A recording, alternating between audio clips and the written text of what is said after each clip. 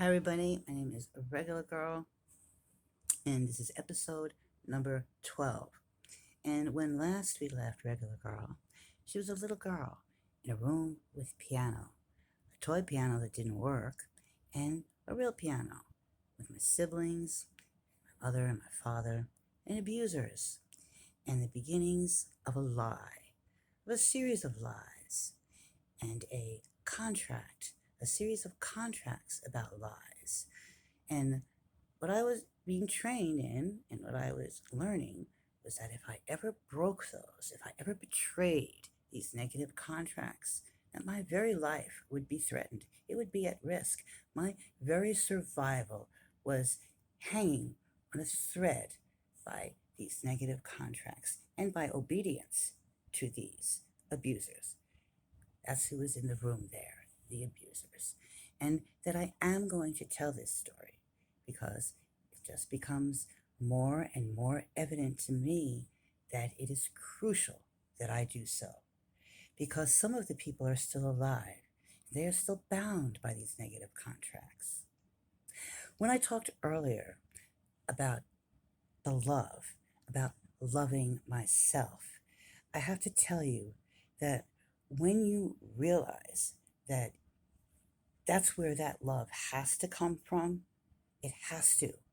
Because really, what the truth is that your mother did not want you here. Because the truth is, in my family, that I was going to be killed for telling the truth. That's really what happened. And I'm going to tell you the story, not today, but I will show you, I will tell you what happened little by little. It's crucial that I do so.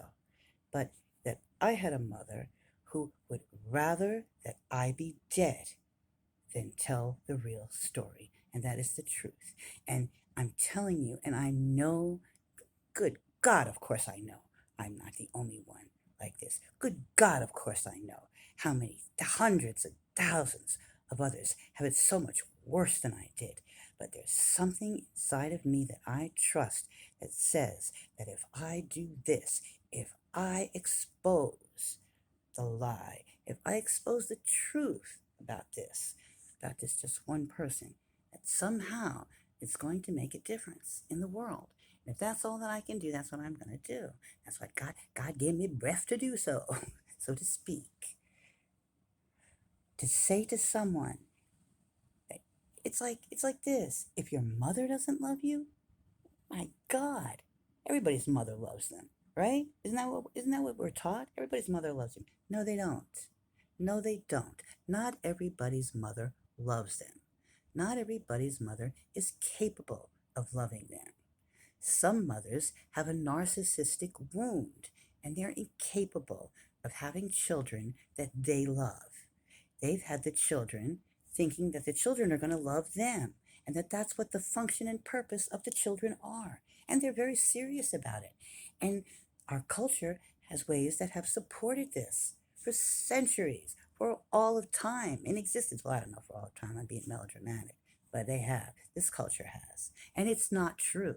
It's not the truth. That's not why I was born. I was not born to be a servant to my mother. Well, servant is the wrong word, but I was not born for her to be a tool, to be her tool.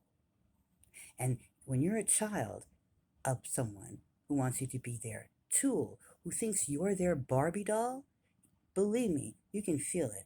And if you're one of those people and you're watching this, you know it. You know what I'm talking about. But it's that other part, that heart chakra part that I was talking about, that lack of love, that and but it's facing it, which took me an entire lifetime and some chronic illnesses to realize that the real truth is that she wanted me dead rather than tell the truth. And I'm telling you that if she were alive still today, that would still be the truth. That she would rather me be dead first than reveal to others, especially certain others who she wanted to look a certain way in front of. She would rather I be dead than me reveal to them how it was that she really treated me. See, negative contracts and a mother who is incapable, an abandoning mother, and something that we call cognitive dissonance. Cognitive dissonance is a term we use uh, in this syndrome, this phenomenon, this narcissistic wound syndrome. Uh, Splitting, I call it splitting. It's also called lying, but splitting um, is a phenomenon of it. She had that. My mother did. But music was central in my life, in my story, from the time I was a little girl, as I was telling the story, and for my brother and sister as well.